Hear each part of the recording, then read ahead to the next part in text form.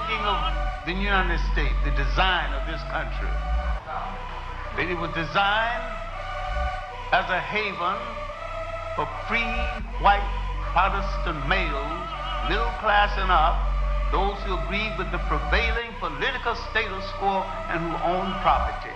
Everybody else in this country who think this country was designed for them are telling themselves a lie. The Jews were out of it, the Catholics were out of it, the Quakers were out of it. Now look at who's held power in this nation.